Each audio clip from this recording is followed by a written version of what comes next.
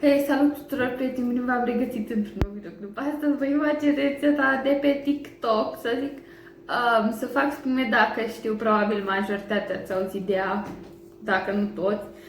Este, cred că, cea mai populară rețetă de pe TikTok.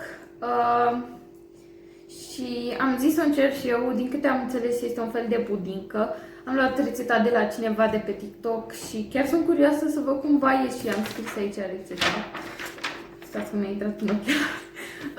Și eu vă voi zice de ce avem nevoie și vom prepara împreună. Deci avem nevoie de 125 de grame de unt, 200 grame de făină, 1 litru de lapte, aici, 200 grame de zahăr, cacao, eu am aici, și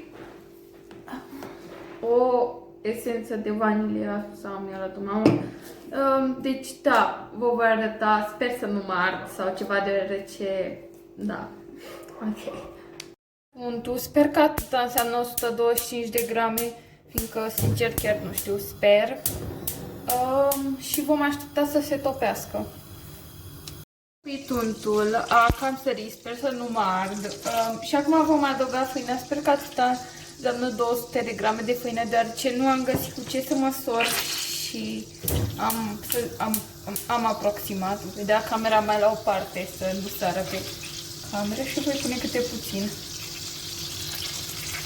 Adăugăm laptele, 1 litru de lapte. Așa arată acum, nu știu dacă e bine, cred că e puțin cam moale, scuzați, doar că a sărit când am pus lapte. Și acum voi adăuga zahărul.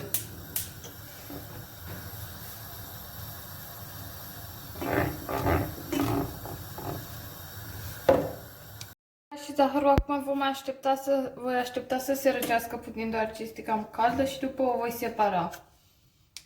Pune cealaltă jumătate într-un alt bol. Nu voi mai filma, deoarece mi-e frică să nu mă ard sau ceva. În jumătate voi pune esența peste. Cred că voi pune mai cam atâta și voi amesteca. Sper să fie bine, fiindcă, sincer, miroase a griș cu lapte.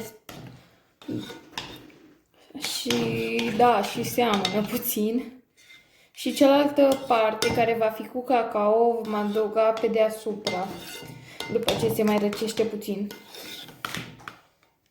Vom adăuga 2 linguri de cacao peste și vom amesteca.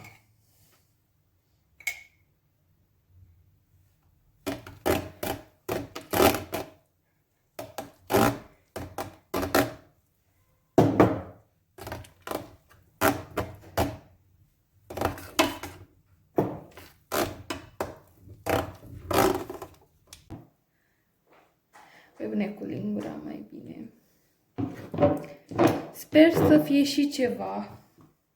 La început credeam că am făcut o mare porcărie, dar nu știu. Și îmi place cum miroase cea neagră, partea mai mare, cu cacao. Cât arată ok. Și acum vom pune cacao peste. Eu voi pune cu asta.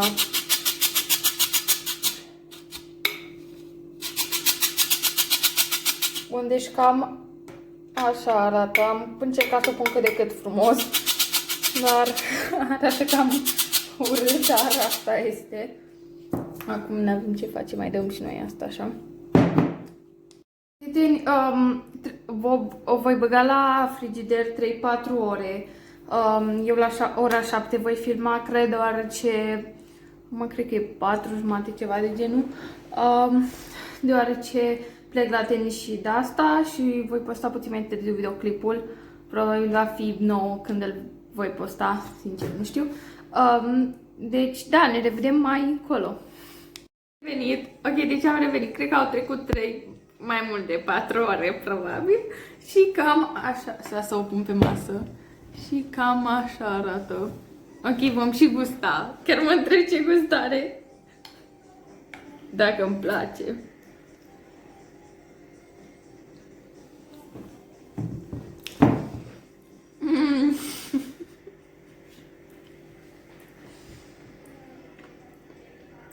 destul de bună. Doar că, nu știu, parcă are un gusturi de țel. Și are caucolat și probabil trebuia să-mi blendesc, dar că n-am mai avut chef. Deci chiar...